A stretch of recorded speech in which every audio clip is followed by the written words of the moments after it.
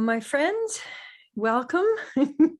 So lovely to have this time most every week. I was in Chicago last week, and so Michelle graciously came in because I would have been in the middle of the day there. We just didn't know what the plans were. So I wanted to let you know again today, one of the benefits of practicing, especially loop of awareness. I wrote some of them down. I had a kind of a poof epiphany a few weeks ago where I thought, don't want to just talk about the practice, but what happens if you practice over a period of time. And one of the things that I noticed, there were two things I wanted to share with you today. One is, as you practice this, you create more freedom of choice about where you put your attention. And I think that's one of the most powerful aspects of doing loop of awareness, because mostly in our modern culture, your attention is being captured out, and there are all kinds of things that want your attention and all kinds of ways that happens, that people try to get your attention. So when you actually have choice about where you're putting your attention, what occurs is not only a lessening of stress, but an opening of a sense of more ease and flow and less distraction. So in this simple practice of shifting your attention, you create choice. And that may not happen immediately. There may be still things that get you. But then when something got you and you feel like your attention is stuck, the simple remedy for that is simply shifting your attention a few times. It just breaks up a logjam. And you can try that out right now by thinking of something that gets you, something that sort of captures your attention and you keep coming back to it, or you have a bunch of feelings that are associated with that, or worry thoughts. So let that actually come up for you. And then notice, does your attention go more in when this is happening to you, or is your attention more out? So just give that, let your body discover that for you. And then simply let your attention shift. It's just like, opening and closing a door. You just let your attention go the other direction. And then let your attention go the other direction. Just let that, just with the ease that I'm moving my hands, just letting that shift. And then notice if that does something to that stuck place inside. I have found that anywhere between 3 and 8 shifts just begins to loosen my attachment to something. And then what occurs for me, you can check this out for you. What occurs for me is an experience of more space, literally more space. I'm not cluttered up with thoughts or feelings or inactions that I haven't taken. I'm just more open. So let yourself now think of something out in the world that gets you. And there's been a lot that's been occurring recently that could get you. So notice your attention is out there and it's caught. And I want you to notice, for me, it's usually contracted. I've got it focused, or it's more jammed. So one of the other ways you can shift your attention that I find incredibly useful is shifting it first to a place inside you that feels open. So you're looking for openness in contrast to what we're usually doing, which is looking for what's wrong. So if you're noticing and sensing into what's open in you, and you let your attention just land on that, like on an easy trampoline, or you're just bouncing on a little ball inside you, and then let it shift out around you to something that's open, something that draws your attention, that's open. It could be an open space. It could be a flower opening. It could be a breeze that you notice going by. So you're looking for openness. And that shift, I don't know how many times, in a given week, it's usually dozens of times that I notice that people approach me or approach the world with a closed, like looking for what's wrong. And that actually has, when you're looking for what's wrong, in fact, just try that on for a moment. We'll ask you to shift it, but try it on for a moment. That just looking for what's wrong inside. And notice that for me, I contract, even if it's just slightly. I contract, I get more dense. And then when I'm looking for what's wrong out there, I usually get more grippy. I get more into fighty and I get more around my face. So notice what happens for you inside when you're looking for what's wrong out there. And if you're doing that hundreds of times every day, you're setting up a lot of contraction and inside yourself. And I'd like you to now just apply, just simply shifting your attention. Let all of that be there. You're not trying to make it go away, but you're simply shifting your attention. And most of us think of our attention as visual. And in fact, most of our brain is attuned to what's going on in our eyes. And if you let your whole body be your body brain rather than just your head, let your looking come from your whole body. So I like to imagine that I've got eyeballs on my shoulders, and I've got eyeballs on my elbows, and I've got eyeballs between my shoulder blades. And just for a moment, let those all just look around, looking for what's open, looking for what's open.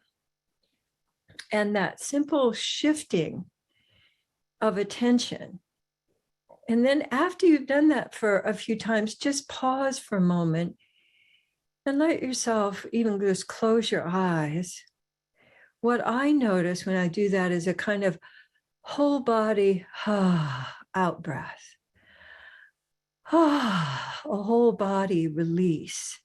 And I might get little cues would like a little more opening in some part of me. Your body may go, oh, I'd like to stretch into some openness. Or you might get an idea from something that you see outside of you of a way something is opening. Because sometimes things open really long. Sometimes things open in the horizontal dimension. Sometimes things open by going deeper. So let yourself find a new way of opening, just a new way of opening your body. And it doesn't have to be a big movement. It could be very small inside. Like I'm giving some attention to letting my ribs in the back of my body louver. When you're breathing fully, your ribs actually open like a window louver. They don't just expand. So I'm feeling them kind of going in back. The other thing I notice is that my pace gets more leisurely as I'm attuning and I'm letting my attention shift. The refreshment of a more leisurely pace is another choice that we don't really give ourselves very much in modern culture. It's all kind of room and how much can you get done and what do you have to do next? And we actually use that as a kind of badge of honor. Like, I have so much to do. I don't know if I'm going to have a chance to get it done. So that means I'm really important and valuable. Whereas the thing that I've noticed is if I have found what we call my essence pace, I'm much more effective because I don't forget things. I don't overshoot the mark when I'm trying to go somewhere because I'm in a hurry. There is a lot more that opens up.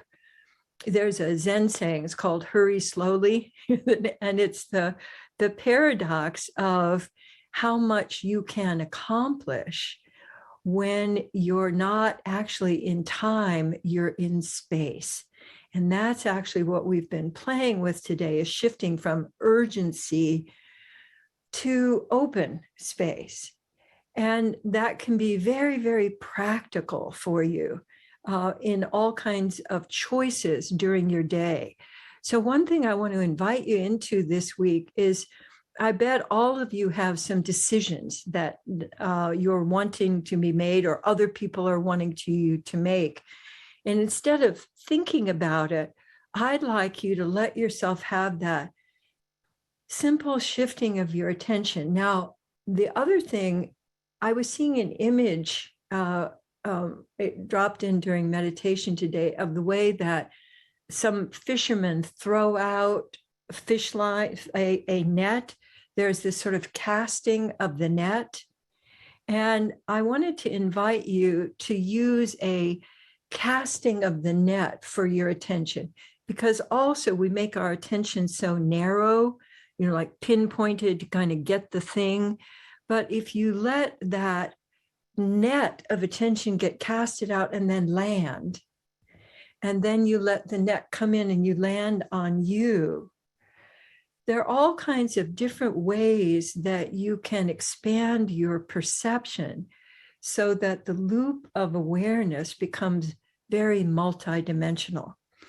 Now, close your eyes again and do a little body scan, and notice if there's any place in you that is been missing some attention, didn't quite get it, or wants a little bit more. Like sometimes one of our cats would just lie on me forever.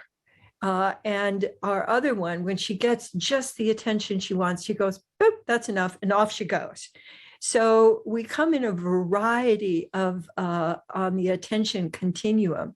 So let your body tell you, I want some more, or I want some more attention. And I'd like you to use love scoops, sort of that net that you cast out. I'd like you to gather it in, all of that love and attention. And I'd like you to give it to that place in your body. Like I have just a little squeak in my left sacrum. And so I'm love scooping to that. Now, let yourself then cast out your net of attention into the openness outside of you, and let that land. And then gather that up and give it to any other place, or that same place in you that's wanting that attention. And then let yourself take a moment to receive it. Because the other thing that happens in culture time is that we don't pause. And I love the casting the net and pausing, letting it land, gathering up the net of attention and giving it to myself and letting it land. And then just take a moment to notice anything that your body wants to do, any sound that you want to make that comes from just this little bit of practice. Just notice now, what does your body want to do? So I'm getting a little bit of wiggling up my spine, and my feet want to do a blah, blah, blah, blah, blah, blah, blah, blah. So, oh, that was nice. And then there's this kind of poof, poof, poof of energy that's moving up my legs. And I'm noticing that I want to do a little bit of swimming motion. So we edit our movement a lot, and we're taught how to do that from a very early age. And so this is a time where I really invite you to be unedited. I love how you're swirling in your chair. That is great, Sandra. So using your environment to support your expansion into openness. And you might look and see what other folks are doing. Yeah, of just and follow anything that you see somebody else doing. There might be somebody going, and you go, oh, that's cool. I want to try that on. That's why it's so fun to learn together in a group, because someone else will do something. You go, oh, that's cool. I'm going to try that out. And we get to then share our expansion. I'm feeling like I want to have a little swimming motion through my shoulders. Yeah. And then off we go. We could have a little elbow dance with each other. Yeah, beautiful. Now, the other thing that we often leave out is sound. So notice if there's any sound that's wanting to come from like the or like any kind of sound that your body is wanting to make. Yeah. And then just take a moment and notice. So I feel refreshed. Notice if you feel refreshed. And my invitation for you is when you're practicing, you can practice throughout the day because there'll be lots of opportunities for you when you get your attention stuck to unstick it by letting yourself simply shift your attention and particularly looking for what's open. So I want to now pull up our Presence Connect play. For those of you who may be new, at the end, we pick up our new app, which we're developing into its own little website now. So you'll have additional information about each one of the moves. So that's coming. So right now, Presence says, I love this, notice and follow what your body wants to do most. So let's just continue that for a moment. Just notice what your body wants to do most. I have this little in sync with my Presence Connect play app. I love that. And then connect is to create a This one has been so valuable for me over the years of when I create the it's not only an expansion, but the vibration opens my throat.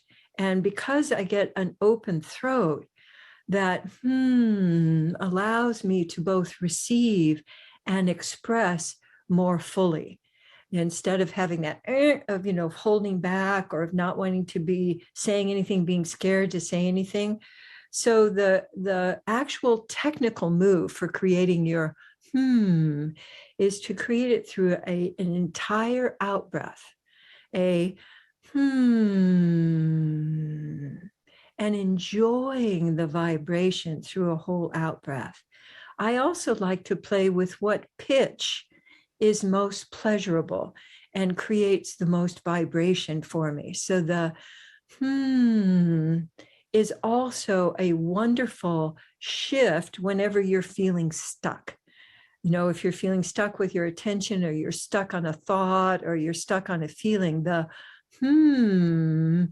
just will vibrate that into openness. It's kind of hard to stay critical when you're because it moves you into your wonder brain. So it connects you with you, but also is a great way to connect with others. So instead of trying to interpret what they're saying or rebut what they're saying, if I, while somebody else is speaking to me, I'm creating a of connection for both of us.